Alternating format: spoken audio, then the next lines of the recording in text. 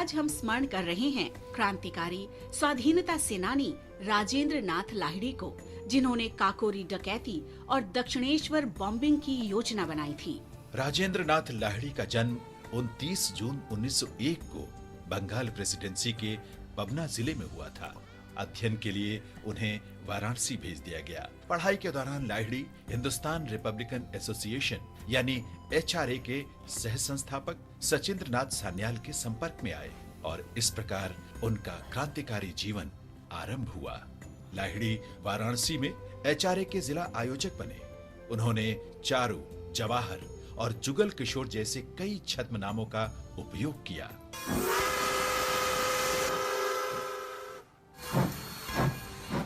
अशफाक उल्लाह खां, राम प्रसाद बिस्मिल और रोशन सिंह के साथ लाहिड़ी ने 1925 में काकोरी डकैती में सहायता की। लाहिड़ी ने ही दूसरे दर्जे के डिब्बे से चेन खींचकर ट्रेन रोकी थी और फिर क्रांतिकारियों के कार्य में सहायता भी की। डकैती के बाद पुलिस उन्हें गिरफ्तार नहीं कर पाई। बाद में कलकत्ता के दक्षिणेश्वर में बम कारखाने से लाहिड़ी को गिरफ्तार किया गया और उन्हें 10 वर्ष की जेल हुई।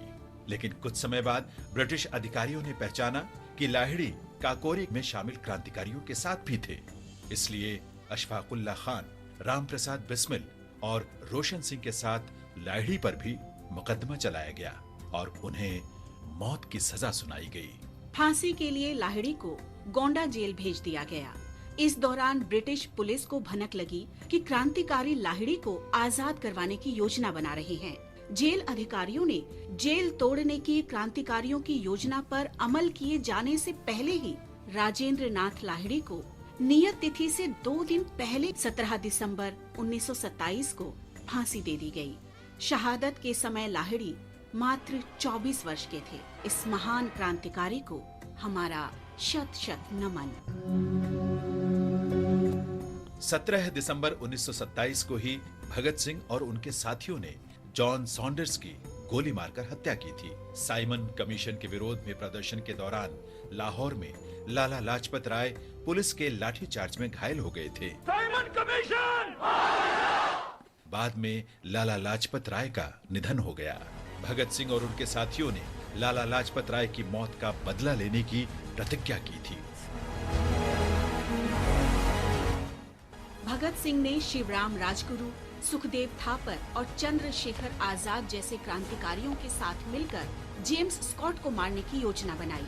प्रदर्शन के दौरान लाठी चार्ज करने का आदेश देने वाला पुलिस अधीक्षक स्कॉट ही था, लेकिन पहचानने में भूल के कारण क्रांतिकारियों ने पुलिस अधिकारी जॉन सॉन्डर्स को मार गिराया, जो सहायक अधीक्षक था। उस घटना के बाद दुर्गावती देवी की सहायता से क्रांतिकारी वहां से बच निकलने में सफल रहे। पुलिस ने क्रांतिकारियों को पकड़ने की जी तोड़ कोशिश की, लेकिन असफल रही। उस घटना का स्मरण करते हुए जवाहरलाल नेहरू ने कहा था कि भगत सिंह अपने कार्य के कारण ही लोकप्रिय नहीं हुए, बल्कि लाला लाजपत राय के सम्मान और उनके माध्यम से राष्ट्र के सम्मान का प्रतिशोध लेने के कारण ऐसा हुआ। ऐसे वीर क्रांतिकारियों को हमारा शत शत नमन।